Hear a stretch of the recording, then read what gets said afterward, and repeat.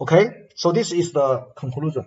But I remind you that in this result, the F1 and F2, very important point, F1 and F2 are F1 and F2 are partial derivative of F which respect to the first and the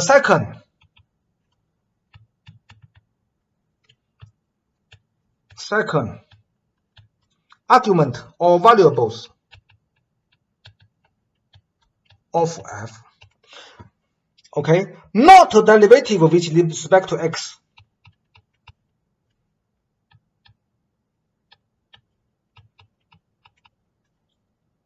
Not X and Y.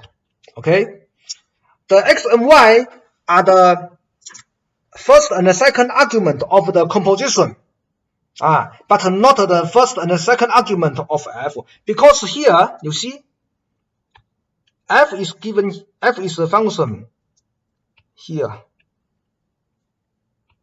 The row of F is here. So the first argument is the multiplication of X, Y, not X and not Y. Okay? So this you need to take in mind, have this in mind. Therefore, F1 and the F1 and F2, F1 and F2 are evaluated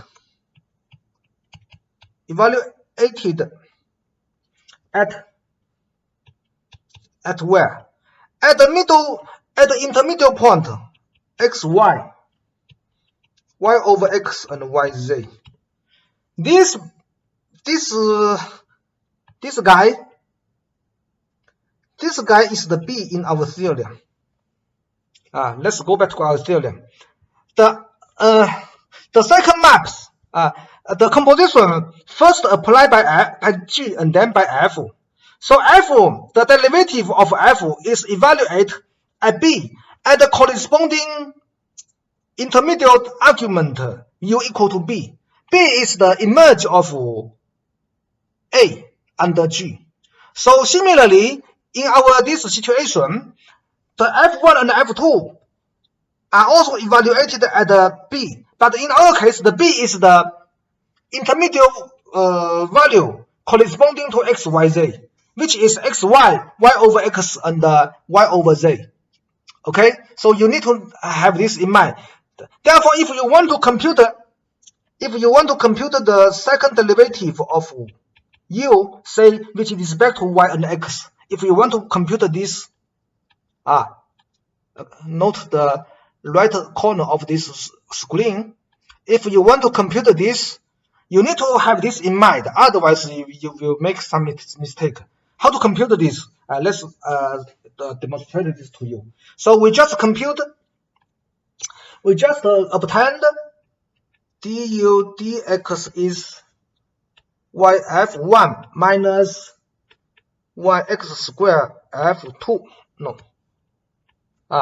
This is an abbreviation of yf1. As I said before, f1 and f2 are evaluated at xy, y over x and yz, minus yx squared, f2 also xy, y over x and yz. Okay? So once you notice that f1 and f2 are evaluated at this point, you will not make mistake to compute the second derivative of u. So this is no.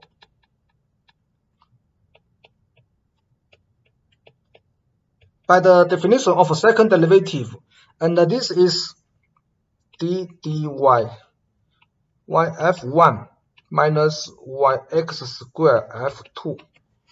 Then this will become the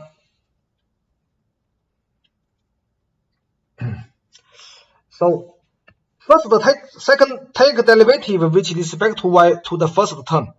So by the product law, this is f1 plus y multiplied by the derivative of f1 with respect to y.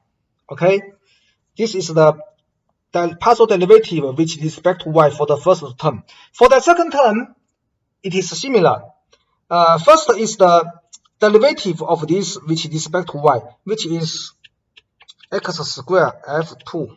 Then the derivative of f2 with respect to y. Now you need to compute these two using the chain law again, and notice that f1 and f2 are functions of xy, y over x, and yz. So to continue our computation, we copy the term f1 plus y. How to compute the f1 with respect to y? f1 with respect to y is the f1 with respect to its first argument, that is f11, multiply the first argument with respect to y. The first argument is xy with respect to y, plus f1 with respect to its second argument, second variables, that is f12, and then the second variables y over x, taking derivative with y, and then plus f1 with respect to the 3 and the yz with respect to y. So this red part is the partial derivative of f1 with respect to y. Here we use the chain law again. Okay, and then the next term is minus x squared over f2. Therefore, we copy minus x squared f2, and then we need to minus x squared the partial derivative of f2 with respect to y. So we apply the chain law again. You will find that f21 xy, the first argument is xy with respect to y, plus f22. Then the second argument is y over x with respect to y, plus f23. And the third argument, which is yz with respect to y. Okay, so you see these two are quite similar. The red part in the last line and the red underline part of the last line are quite similar. Only f11 replaced by f21, f12 replaced by f22, and f13 replaced by f23. So once you know this pattern, this will faster your computation. Okay, so the final result is f1 plus y. So f11 xy with respect to y is x, therefore we write x f11, and the y over x with respect to y is 1 over x, therefore we plus 1 over x f12. Similarly, the last term is z, f13, and minus x squared f2. Maybe I don't write here. Minus x squared f2 over x squared, and then minus x squared, and then the underline, red underline part. You don't need to compute xy with respect to y, y over x with respect to y, and yz with respect to y again, because we have computed this for the previous line, the red formula. Okay, so we simply copy the result here. Just replace the y f11, f12, f213 by f21, etc. Okay, so this is x f21 plus 1 over x f22 plus z f23. So this is the result. Okay, so this is the result, but this is not the final result because we usually assume that f is C1 or C2. We assume that the second derivative are continuous. Therefore, f12 will equal f21. So these two terms can be combined. And so the final result is f1 plus xy f11. For f12, here is x over y because of y here. So the coefficient of f12 here is x over y. Well, the coefficient of f12 here is 1 over x. So in conclusion, the coefficient of the final result of the coefficient of f12 in the final result is y minus 1 over x f12. Because this f21 is also f12.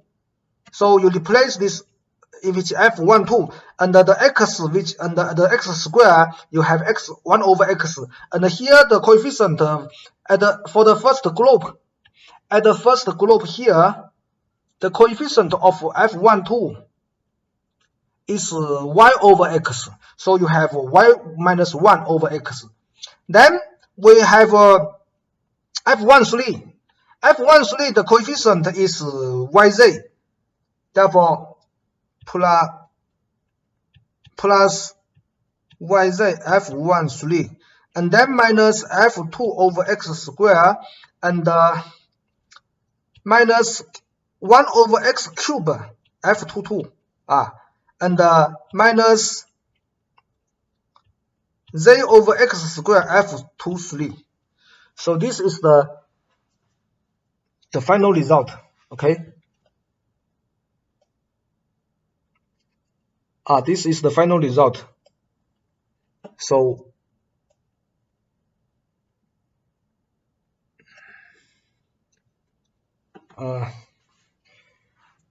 now we consider another example.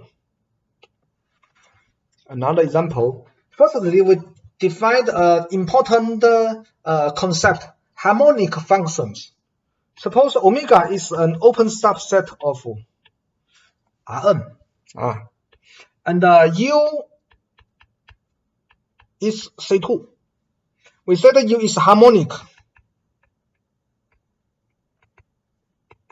if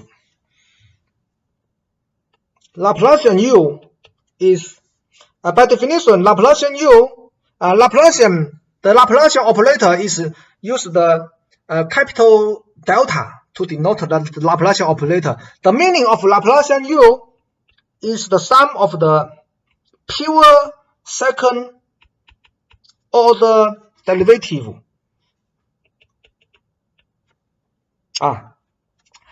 which means we do not consider the terms xi, xj. This is the I not equal to j. This is the cross term. We don't consider the cross term. We only use the pure second order derivative term.